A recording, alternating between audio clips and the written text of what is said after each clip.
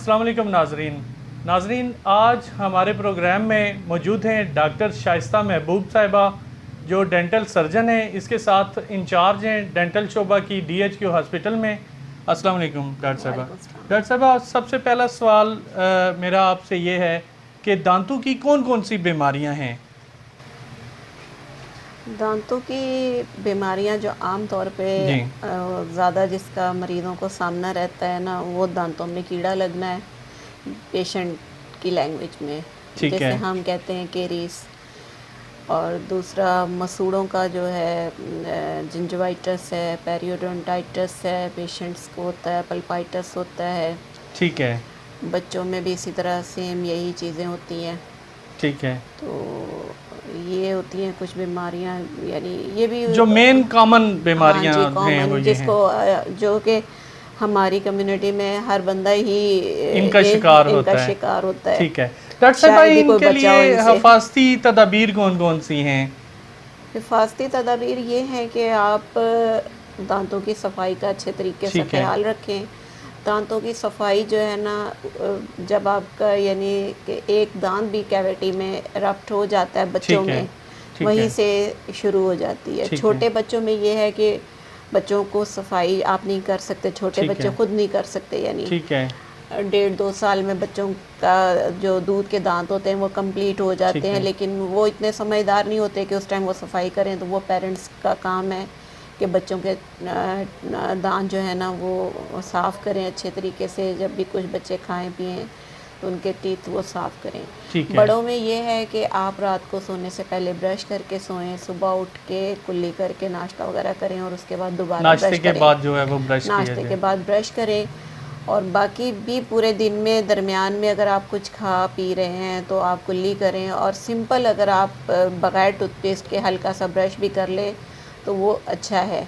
ठीक है। उससे आपके दांतों में कोई फूड डेब्रिस ये फंसेंगी नहीं, ठीक है। और जिसकी वजह से जरासीम इकट्ठे नहीं होंगे। और फूड डेब्रिस के साथ साथ जब वो फूड डेब्रिस को खा रहे होते हैं तो वो खाते खाते साथ में दांत को भी शुरू हो जाते ठीक हैं। है। तो ब्रश करने का क्या तरीका है, अगर वो हमारे नाजरीन को आप बताएं?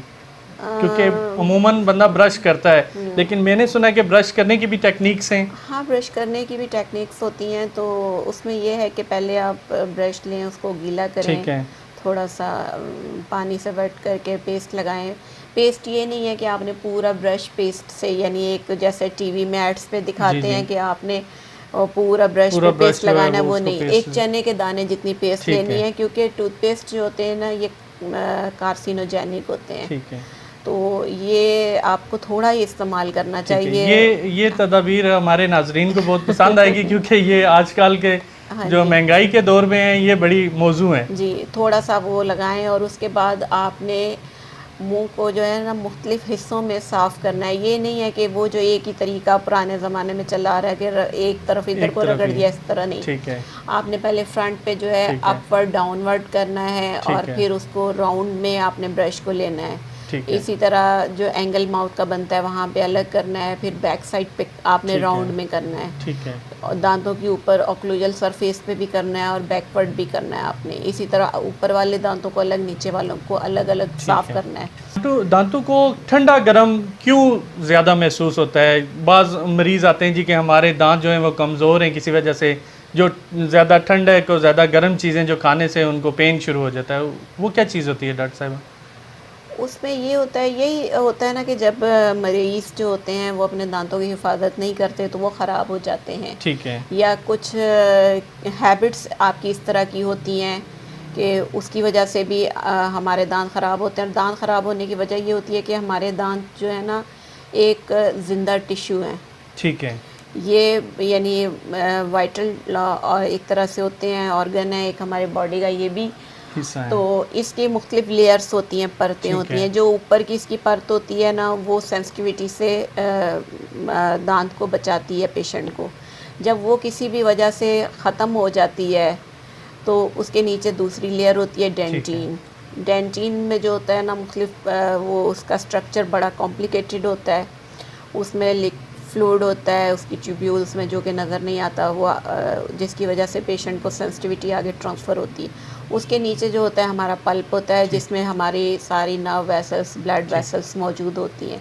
उन ट्यूब्यूल से जब वो मैसेज आगे जाता है, पेशेंट कोई ठंडा लेता है, गर्म लेता है, तो फिर उनको पेन फील होता है। हाँ, फिर पेन फील होता है, ठीक। और वो फिर जो नर्व्स हैं वो ब्रेन को बताती हैं कि हाँ यहाँ कुछ गलत हो गड़बड़ रहा चल है। ठीक है। तो इस तरह हमें ठंडा ठीक। गर्म, ये जो लेयर ख़त्म होती है ना ऊपर एनामल, और उसके बाद डेंटिन एक्सपोज होता है, तो फिर पेशेंट को ठंडा गर्म लगना शुरू डॉक्टर होता है। साहबा, ये अमूमन दर्द जो है अक्सर हमें रात को ही क्यों होता है, और बड़ा हम परेशान होते हैं कि ये रात को ही क्यों होता है? हाँ जी, रात को इसलिए होता है कि एक तो पूरा दिन आप काम शाम करते रहते हैं, आपको फील नहीं होता, आप चलते फिरते रहते हैं, ठीक है।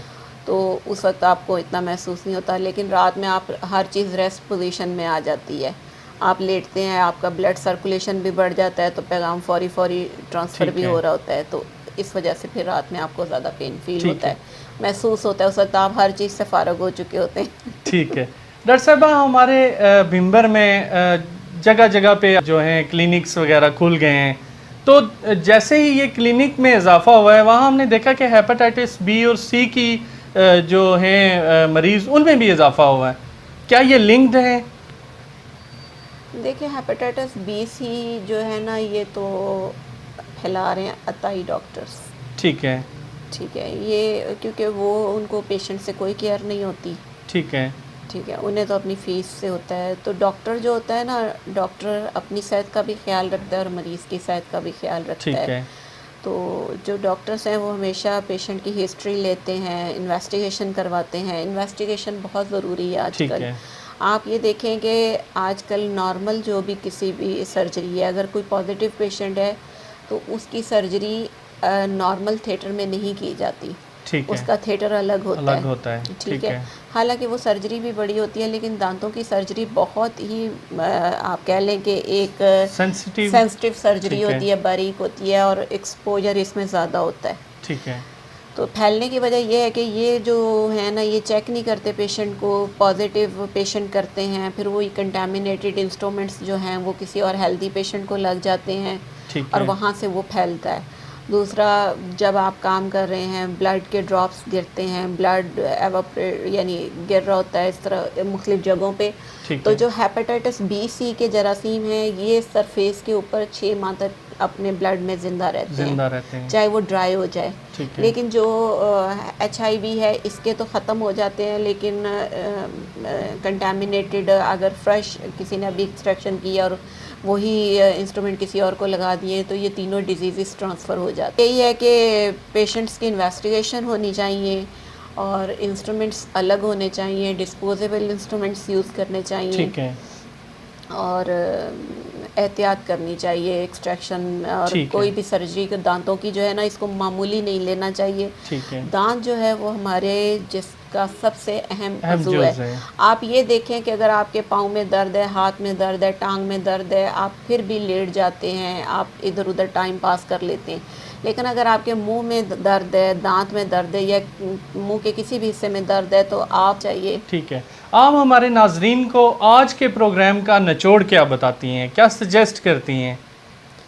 मेरी सजेशन तो यही है कि दांत हमारे जिस्म का एक अहम हिस्सा है, और इसको आप गैर ज़रूरी ना जानें, बल्कि इसकी अहमियत का ख्याल रखें। इसकी अहमियत इस तरह से है कि अगर आपके दांत ठीक हैं तो आप तंदुरुस्त हैं, और अगर आपके दांत ठीक नहीं हैं तो आप समझें कि बीमार हैं, और नहीं भी हैं अगर बीमार ओवरऑल, तो आपकी समझे स्टार्टिंग हो गई है।